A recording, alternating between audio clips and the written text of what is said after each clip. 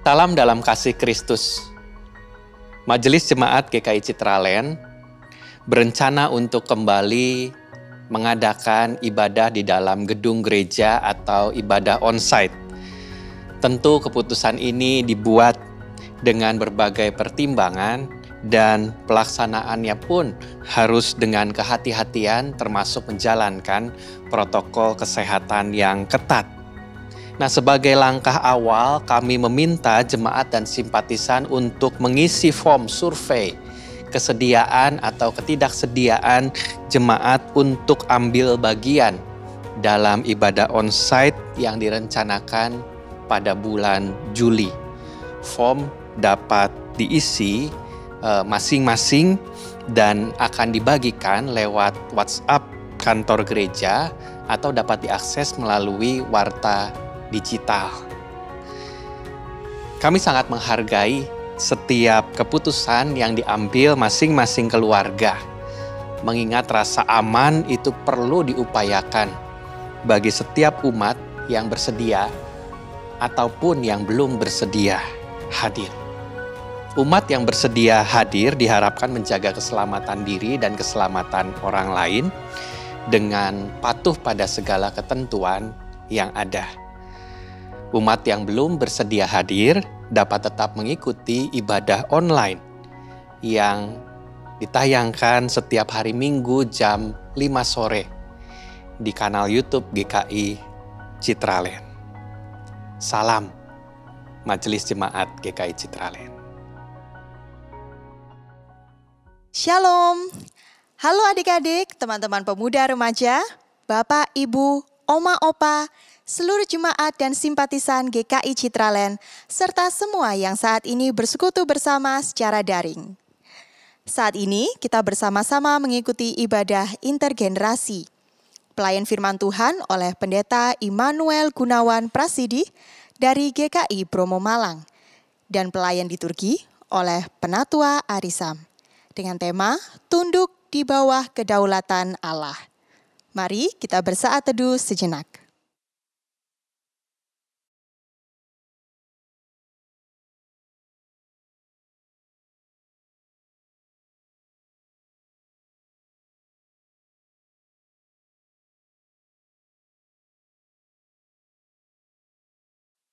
Terpujilah nama Allah di tempat yang tinggi. Namanya penuh kuasa atas segalanya.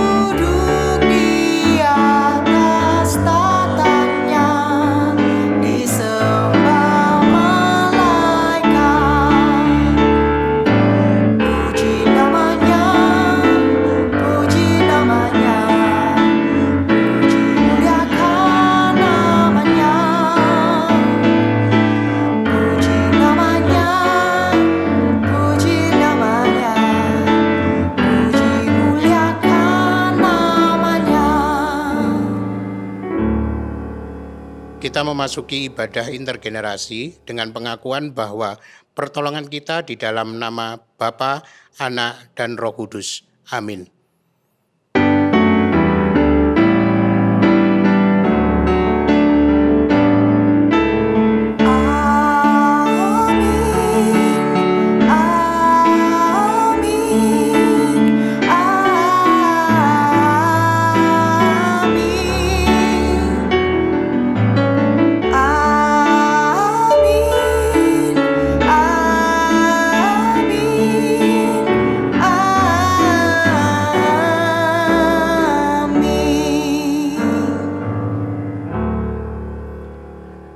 Damai Kristus besertamu. Dan besertamu juga. Jemaat yang terkasih, apa jadinya jika kelangsungan kehidupan manusia di dunia ditentukan oleh pertarungan hukum rimba yang tak segan melibas siapapun tanpa ampun? Manusia dapat menjadi predator bagi sesamanya karena untuk bertahan hidup harus membunuh dan memakan yang lain.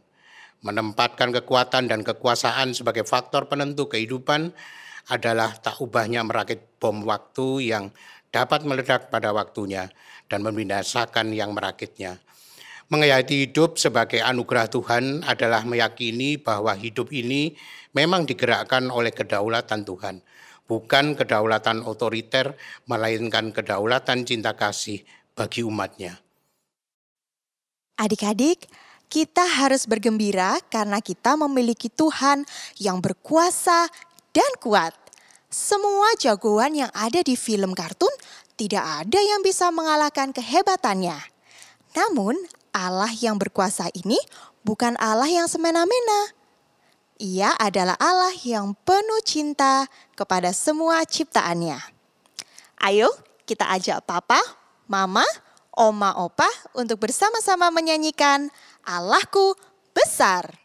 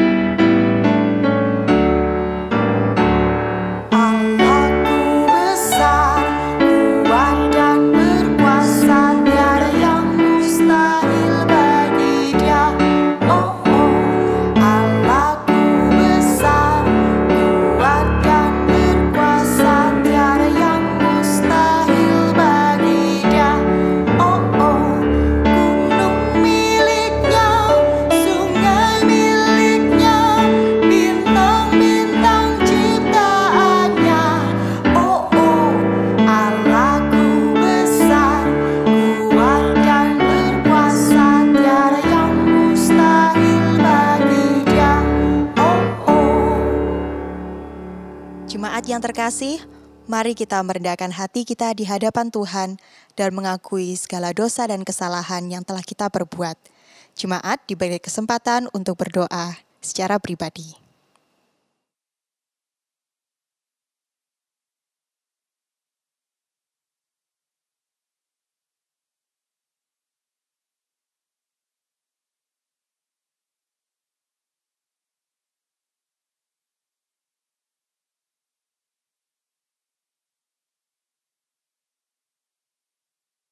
Ya Tuhan Allah Bapa, sungguh besar anugerah-Mu dalam hidup kami.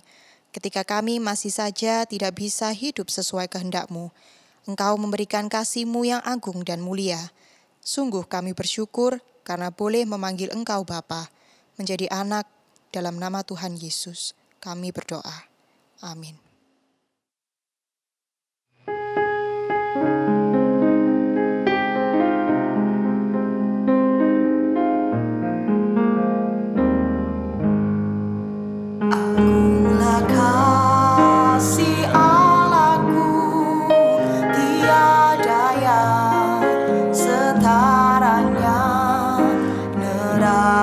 Dapat direnggu ketika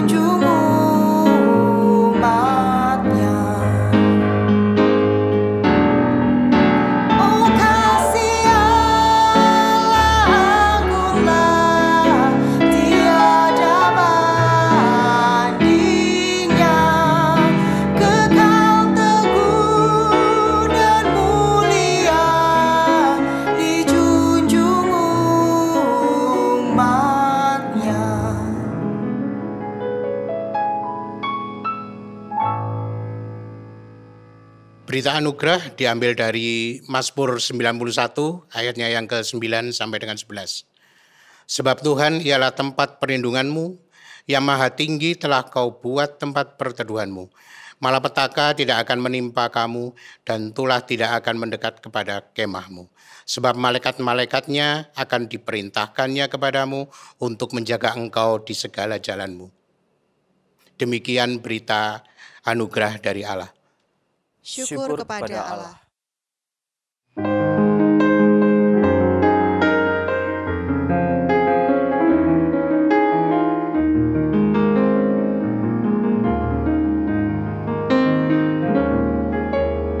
Kau perkasa, ku lemah. Jauhkanku dari celah. Hatiku amat tentram, asal aku dekat padamu.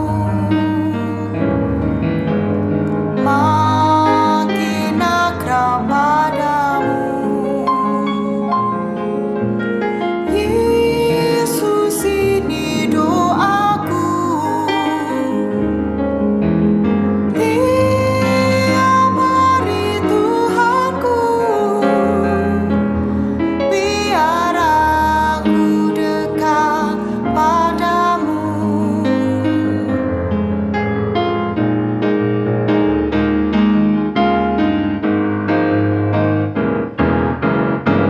Dalam dunia yang gelap, bila aku tenggelam, tangan siapa terentang?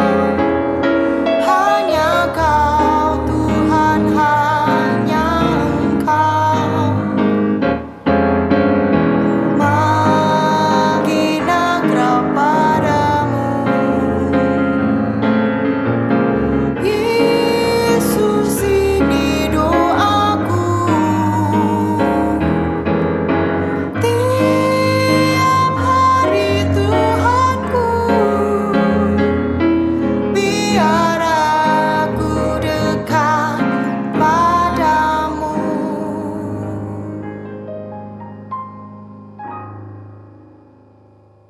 Mari kita berdoa.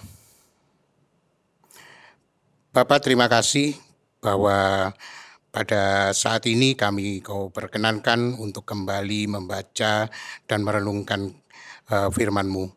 Bapak, kiranya Roh Kudus yang akan memimpin dan mencerahkan kami.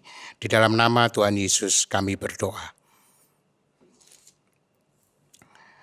Sabda Tuhan dibacakan dari Injil Markus 4 ayatnya yang ke-26 sampai dengan 34. Lalu kata Yesus, beginilah hal kerajaan Allah itu.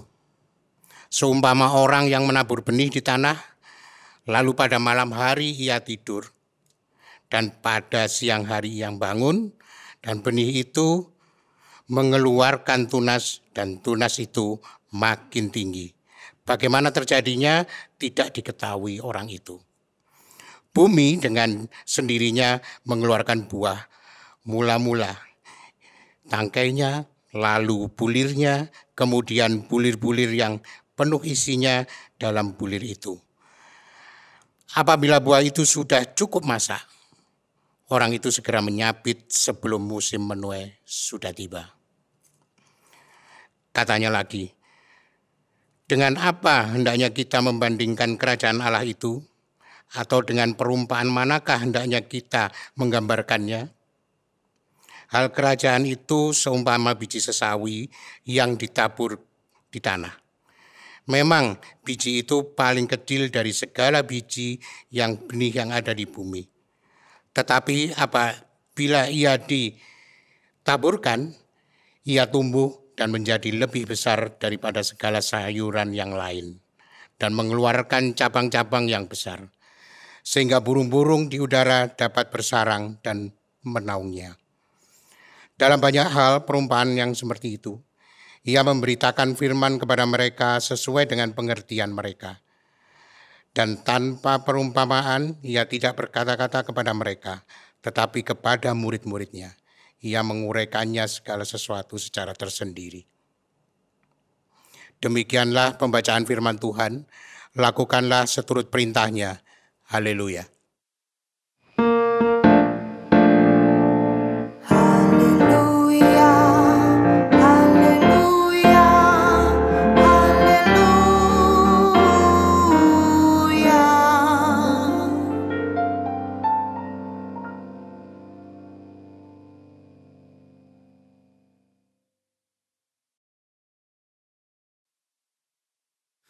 Saudaraku yang dikasih Tuhan, masih ingatkah saudara ketika kita dulu sekolah? Pelajaran apa yang menurut Bapak Ibu itu adalah pelajaran yang tersulit? Jawabannya bisa beragam Bapak Ibu tentu.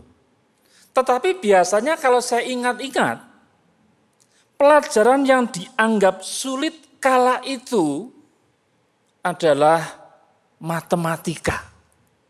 Ya, matematika. Tidak tahu dengan anak-anak kita hari ini ya, mungkin itu bukan momok pelajarannya. Tapi kalau zaman dulu seingat saya, matematika itu adalah pelajaran yang cukup ditakuti. Sekalipun kita tahu yang namanya matematika itu kan dikategorikan ilmu pasti gitu ya. Artinya ilmu ini tidak mengalami perubahan dari sejak matematika diajarkan sampai kapanpun. 1 tambah 1 ya 2. Ada sebuah kepastian. Tapi bagi anak-anak pada waktu itu ya paling tidak terutama saya, matematika itu memang ilmu pasti. Pasti sulit. Nah, hari ini saya tidak mau membahas matematika. Karena saya sadar saya masih bodoh soal matematika. Tapi saya ingin mengajak saudara semua untuk mengambil hikmat dari matematika untuk kehidupan kita. Apa yang saya mau sampaikan kepada saudara? Paling tidak ada 3 hal. Yang pertama begini. Jika matematika itu diidentikan dengan pelajaran yang sulit, maka itulah kehidupan. Memang sih istilahnya mungkin bukan sulit kalau kita mau mencermati, menganalisa kehidupan. Tetapi hidup itu tidak semudah yang kita bayangkan. Kalau matematika itu sulit, hidup bisa jadi lebih sulit dari matematika. Jika matematika itu mengandung kepastian, tidak demikian dengan yang namanya hidup. Ada banyak hal dalam kehidupan kita yang serba tak pasti. Tidak mengandung kepastian demi kepastian. Kalau dengar peribahasa sih memang enak di telinga ya ketika diucapkan. Berakit-rakit ke hulu, apa lanjutannya? Berenang-renang ke tepian. Lanjutannya apa? Bersakit-sakit dahulu, bersenang-senang kemudian. Seolah-olah peribahasa ini hendak memberikan kepada kita sebuah keniscayaan. Kalau seorang itu mau berproses dalam hidup, yang digambarkan dalam peribahasa ini bersakit-sakit, maka pasti dia akan bersenang-senang kemudian. Tapi apakah peribahasa ini sebuah keniscayaan? Fakta kehidupan, tidak selalu orang yang bersakit-sakit kemudian bersenang-senang. Ada orang yang sudah bersakit-sakit tapi tetap bersakit-sakit. Ada hal yang tidak membawa kepastian di dalam hidup. Hidup bukan ilmu pasti. Okelah, mungkin kita di masa lalu itu punya pengalaman yang oke.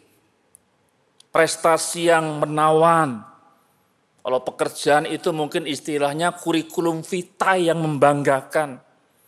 Namun semua itu tidak bisa menjadi satu alat ukur bahwa masa depan itu di tanganku. Bisa jadi yang masa lalu membanggakan. Tapi bisa jadi apa yang terjadi di masa depan berbeda dari apa yang sudah kita lakukan di masa yang lalu. Atau bahkan sebaliknya, masa lalu yang buruk, prestasi yang buruk, belum tentu itu menjadi faktor kegagalan. Karena kalau kita melihat kehidupan, membaca atau mendengar kisah-kisah sukses kehidupan orang, maka kita bisa melihat kadang hidup terbalik. Serba tak pasti.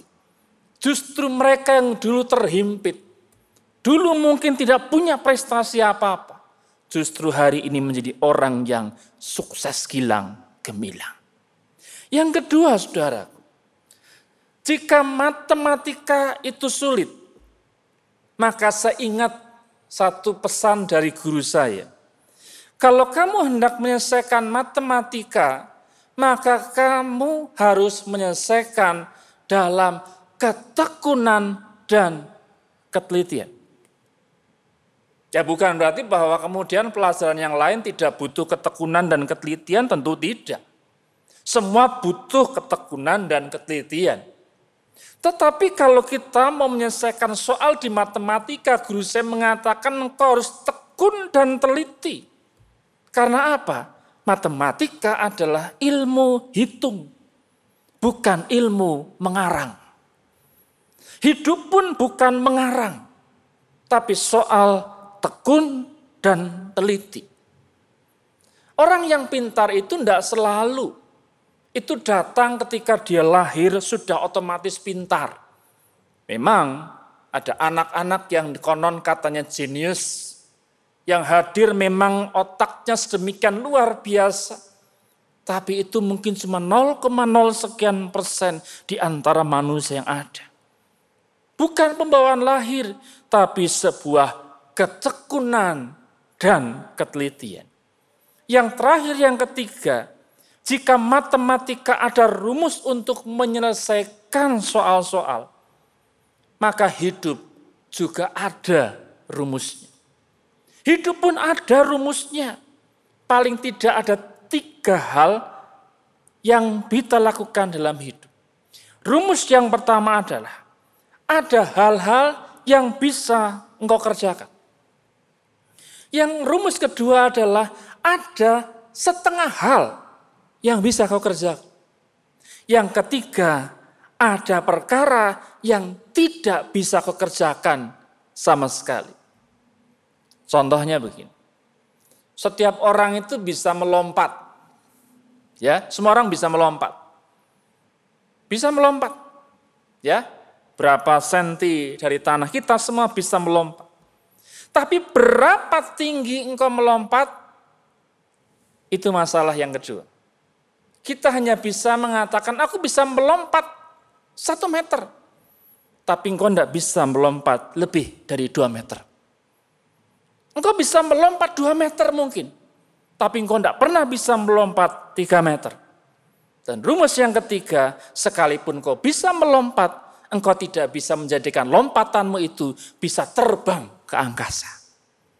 Rumus itu kalau mau dipakai dalam hidup, maka sesungguhnya rumus ini mau mengatakan, tidak pernah ada orang yang bisa begitu sukses sehingga dia bisa mengatasi semua hal dalam hidupnya. Dan tidak ada orang yang begitu bodoh sehingga dia tidak bisa mengatasi apa-apa. Setiap orang itu punya kecerdasan masing-masing sekaligus kebodohannya masing-masing. Saya rasa pendidikan modern saat ini sudah paham betul kata-kata saya ini. Seorang anak tidak bisa dinilai pintar hanya gara-gara angka. Oh nilai 100, oh 90 berarti dia adalah anak yang cerdas. Karena kecerdasan itu bukan karena angka, tapi karena value atau nilai. Setiap orang punya kecerdasan masing-masing sekaligus kebodohannya masing-masing. Ketika seorang menyadari rumus hidup, maka saya katakan berbahagialah dia. Karena yang pertama dia sadar akan kapasitas dirinya yang terbatas. Dan yang kedua, sesungguhnya orang yang menyadari rumus kehidupan adalah dia yang percaya bahwa jika sampai hari ini dia ada, sampai hari ini dia bisa berprestasi, itu semua karena kuasa Tuhan yang bekerja. Kalau orang terlalu sombong dengan kehebatannya, maka saya katakan dia sedang menjauh dari bahagia. Karena pada dasarnya orang sombong tidak akan pernah bisa menerima kenyataan bahwa dirinya itu terbatas dan lemah. Apalagi menghayati kuasa Tuhan yang bekerja dalam dirinya. Hanya orang yang rendah hatilah yang bisa layak berbahagia. Karena di samping ia sadar akan diri yang terbatas, ia juga dimampukan untuk menyaksikan, melihat pekerjaan Tuhan yang nyata di dalam hidupnya. Saudaraku, perumpamaan di dalam pasal 4 yang kita baca tadi memang didominasi tentang benih, sayuran, tanaman. Kita tentu masih ingat di ayat pertama itu ya, kisah tentang penabur yang menabur benih, yang jatuh di semak duri, batu, tanah yang baik ya. Dan yang kita baca hari ini tentang benih yang tumbuh dan berbuah dan biji sesawi kecil namun luar biasa. Nah, kita akan memperhatikan dua perumpamaan yang terakhir ini. Sekalipun beda, benih yang tumbuh dan biji sesawi, tapi muaranya itu sebetulnya satu. Perumpamaan ini hendak dengan tegas mengatakan kedaulatan Tuhan atas hidup kita. Mari kita perhatikan perumpamaan yang pertama. Benih yang tumbuh. Saudara, kunci dari perumpamaan ini ada pada ayat 27. Saudara. Dikatakan di sana, pada malam hari ia tidur. Seorang penabur ketika sudah berproses menanam, malamnya dia tidur. Saudara masih ingat di manakah perilaku yang sama juga terjadi dilakukan manusia? Kalau saudara rajin baca Alkitab, maka saudara pasti tahu bahwa tidur manusia itu Kejadian pasal 2. Sebelum Hawa atau wanita atau perempuan itu dicipta, maka Tuhan membuat manusia itu tidur. Mengisyaratkan apa sebetulnya tidur itu? Tidurnya manusia hendak mengisyaratkan bahwa ada wilayah yang dapat manusia kerjakan. Seorang penabur bisa menabur. Dia bisa menyiram, merawat benih-benih. Bahkan kemajuan pertanian mungkin bisa memvariasi begitu banyak benih menjadi tanaman-tanaman yang indah, luar biasa, berbeda. Namun saudara, itu bukan segala-galanya. Karena sekalipun penabur bisa demikian, seorang penabur tak bisa menciptakan kehidupan. Ketika benih bertumbuh, berbuah, itu bukan kapasitas seorang penabur. Itu di luar kapasitas manusia. Itu kapasitas murni pekerjaan Tuhan, murni kedaulatan Allah. Tugas manusia adalah mengerjakan bagiannya dengan sungguh-sungguh. Dan Tuhan dengan kedaulatannya akan mengerjakan bagiannya. Jadi tidak boleh loh saudara. Dalam hidup kita ini muncul klaim-klaim. Aku hebat. Keberhasilan ini tuh karena aku. Kalau aku udah begini begitu, wah pasti tidak jalan. Gereja ini, itu karena aku loh pendetanya. Itu karena majelisnya si itu. Oh dulu aktivisnya hebat-hebat. Saudara, jangan pernah kita sombong dan mengklaim semua keberhasilan. Kita semua adalah penabur benih. Keberhasilan hidup itu murni karena karya Tuhan Sang Maha Mendaulat itu. Sementara tangan-tangan kita yang kecil ini adalah tangan yang dipercaya untuk ikut bekerja. Tangan kita kecil, tapi tangan Sang Maha Kuasa itu jauh lebih besar, memberikan pertumbuhan yang tak pernah bisa dikerjakan oleh tangan kita yang kecil. Saudaraku, hari ini banyak orang bertanya di sana sini, kapan sih pandemi itu selesai? Kapan wabah corona ini segera berlalu? Kami rindu sekolah, anak-anak kita ngomong begitu. Lansia di gereja, rindu ke gereja. Kita pengen hidup kembali normal, tanpa sekat, tanpa batas. Kita merindukan sebuah kehidupan yang dulu lagi.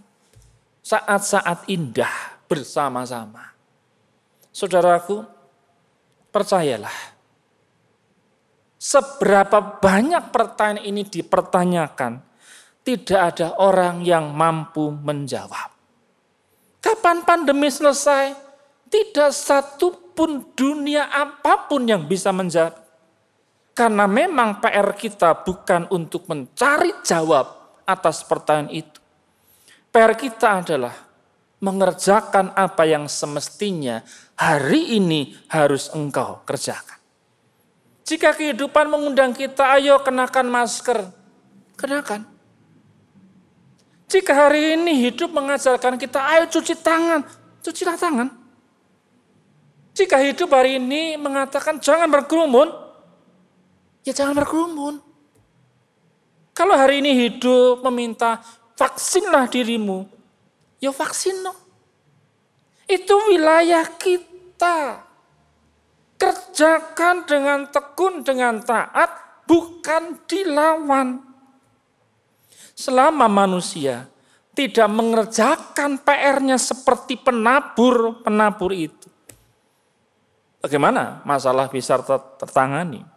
Bagaimana masalah ini bisa terselesaikan? Hidup itu selalu sepertinya memberi isyarat kepada kita. Bekerjalah seperti para penabur. Bekerjalah dengan keras. Itu wilayahmu. Itu wilayah kita. Setelah itu, tidurlah. Tidurlah. Berserahlah pada tangan yang tidak nampak, namun bekerja di antara kita.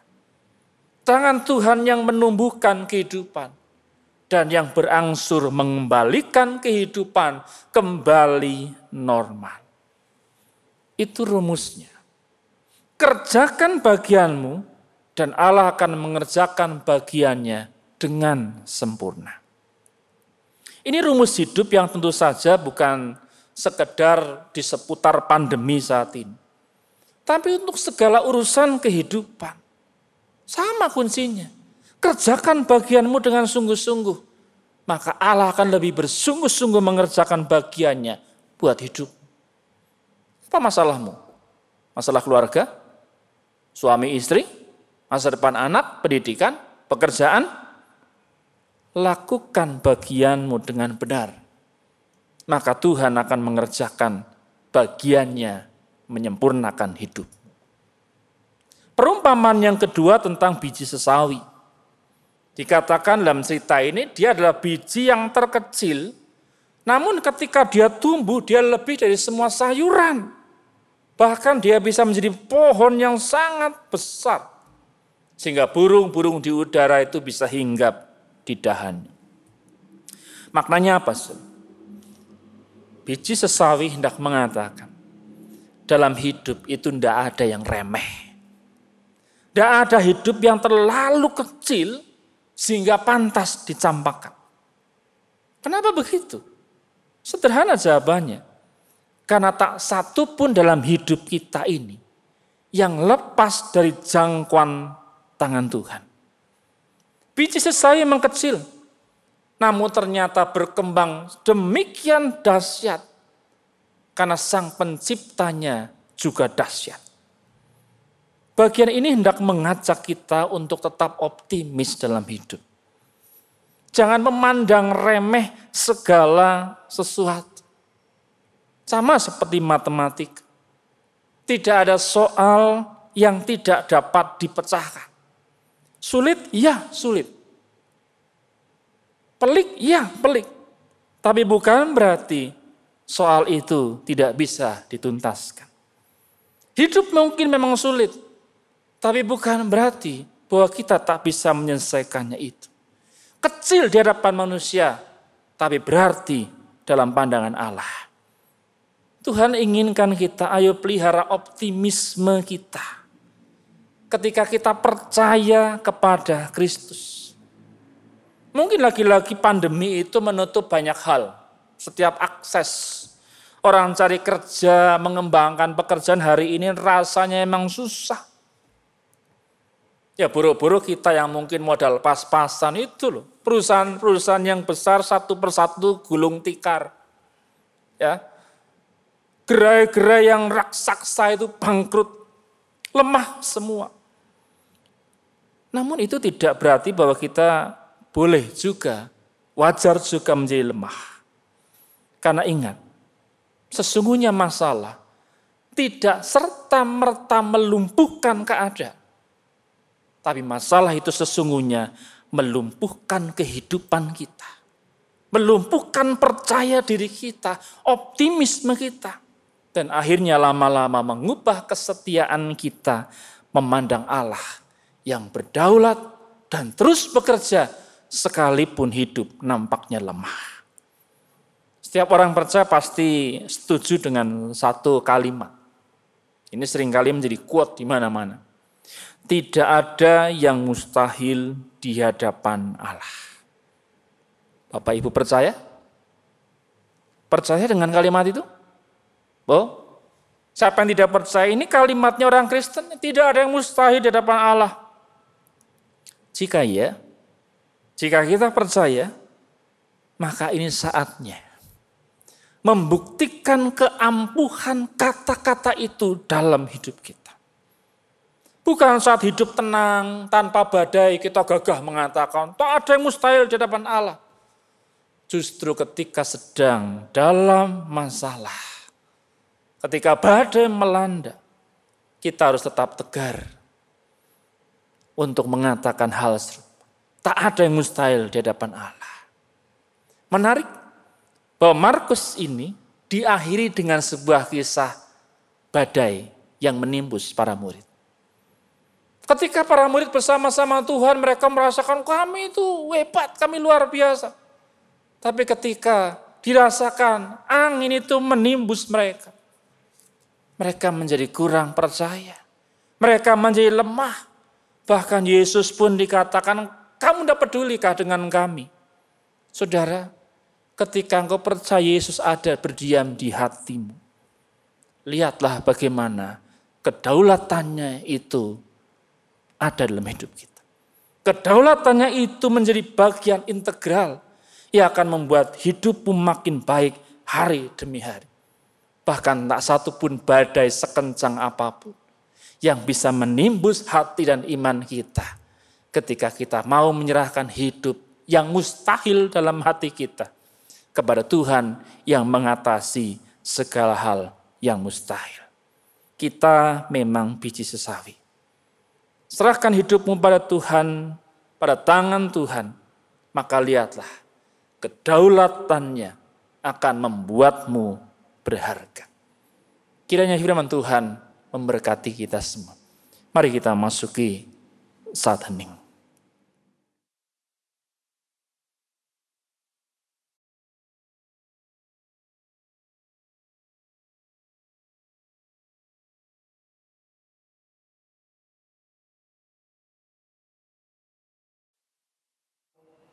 Dengan hati yang tertuju pada Tuhan, mari bersama kita ikrarkan pengakuan kita seturut pengakuan iman rasuli yang berbunyi demikian. Aku percaya kepada Allah, Bapa yang Maha Kuasa, Khalik langit dan bumi, dan kepada Yesus Kristus, anaknya yang tunggal Tuhan kita, yang dikandung dari Roh Kudus, lahir dari anak darah Maria, yang menderita sengsara di bawah pemerintahan Pontius Pilatus, disalibkan, mati dan keburukan, turun dalam kerajaan maut, pada hari yang ketiga bangkit pula dari antara orang mati, naik ke surga, duduk di sebelah kanan Allah Bapa yang Maha Kuasa. Dan dari sana ia akan datang untuk menghakimi orang yang hidup dan yang mati. Aku percaya kepada Roh Kudus, gereja yang kudus dan persekutuan orang kudus, pengampunan dosa, kebangkitan orang mati, dan hidup yang kekal. Mari kita berdoa. Bapa, kami kembali datang kepadamu, kami mau berdoa untuk hamba-hamba Tuhan yang saat ini sedang memimpin di setiap gerejamu, para pekerja-pekerja gereja, majelis jemaat, dan pembina-pembina musik, komisi-komisi, aktivis-aktivis, hingga karyawan gereja. Kiranya Engkau senantiasa menyertai mereka di dalam setiap aktivitasnya di masa-masa pandemi ini. Kami juga mau berdoa untuk proses perizinan dan rencana pembangunan gereja di Bukit Bali. Kiranya Engkau yang memimpin, Engkau yang melengkapi setiap yang kami butuhkan, sehingga di saatnya nanti kami boleh membangun gereja yang Engkau tetapkan dalam waktunya. Kami juga berdoa untuk saudara-saudara kami yang saat ini sedang terbaring sakit karena kelemahan tubuh. Kiranya Engkau datang untuk menjamah dan boleh memulihkan mereka dan senantiasa boleh menjaga mereka di dalam kondisi kesehatannya. Kami berdoa juga untuk para kaum usiawan yang hingga saat ini mereka boleh bertahan bersama-sama dengan Engkau. Bapak berkati untuk setiap mereka yang mendampingi saudara-saudara kami yang sakit maupun kaum usiawan. Berikan kepada mereka kesabaran, berikan kepada mereka keteguhan hati, supaya mereka boleh tetap menjaga dengan sabar. Bapak, kami berdoa dan menyerahkan setiap kegiatan gereja sepekan ke depan. Kiranya di dalam pimpinan-Mu kami tetap boleh melaksanakan kegiatan-kegiatan gereja ini, semuanya untuk kemuliaan nama-Mu. Dan kami saat ini juga rindu berdoa untuk negara dan bangsa kami, baik untuk pemerintah dari pusat maupun hingga ke daerah. Tuhan pimpin dan Tuhan berikan hikmat supaya boleh membawa bangsa kami untuk boleh keluar dari masa-masa sulit di dalam pandemi COVID-19 ini. Kami berdoa khususnya untuk program vaksinasi yang saat ini tetap dilaksanakan pemerintah. Kiranya berjalan dengan lancar dan boleh menjadi salah satu upaya bagi bangsa kami untuk lepas dari pandemi ini. Inilah doa-doa kami ya Bapa, yang kami alaskan di dalam nama Tuhan kami Yesus Kristus yang mengajarkan kami berdoa. Bapa kami yang di surga, dikuduskanlah nama-Mu, datanglah kerajaan-Mu, jadilah kehendak-Mu di bumi seperti di surga. Berikanlah kami pada hari ini makanan kami yang secukupnya, dan ampunilah kami akan kesalahan kami, seperti kami juga mengampuni orang yang bersalah kepada kami. Dan janganlah membawa kami ke dalam pencobaan, tetapi lepaskanlah kami daripada yang jahat. Karena Engkaulah yang punya kerajaan dan kuasa dan kemuliaan sampai selama-lamanya. Amin. Tiba saatnya bagi kita untuk memberikan persembahan sebagai wujud dari rasa syukur kita atas pemeliharaan Tuhan. Persembahan dapat ditransfer ke rekening GKI Citraland atau melalui QR Code. Mari memberi dengan sukacita sambil mengingat sabdanya dalam Mazmur 50 ayat yang ke-23. Siapa yang mempersembahkan syukur sebagai korban, ia memuliakan aku. Siapa yang jujur jalannya, keselamatan yang dari Allah akan kuperlihatkan kepadanya.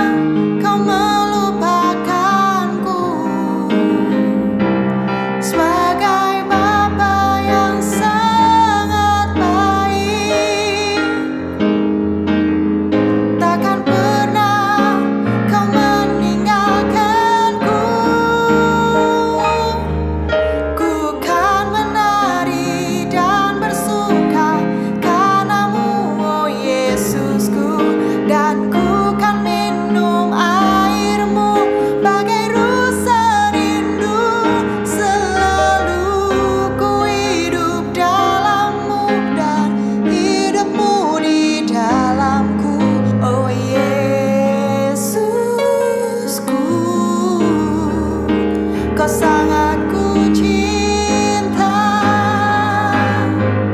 Ku kan menari dan bersuka karenamu, oh Yesusku.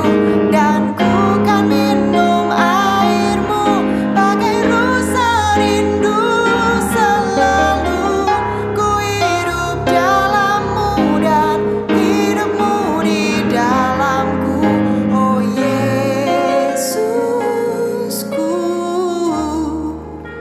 Kau sangat ku cinta.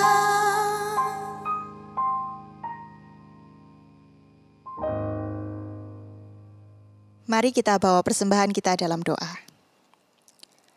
Kami mengucap syukur ya Tuhan atas kesempatan untuk kami boleh mengumpulkan persembahan ini. Karena sesungguhnya dalam setiap berkat yang kami terima, ada berkat yang Tuhan titipkan untuk sesama kami. Kiranya semua yang ada di hidup kami menjadi persembahan yang harum untuk memuliakan nama Tuhan. Dalam Kristus Yesus kami berdoa. Amin.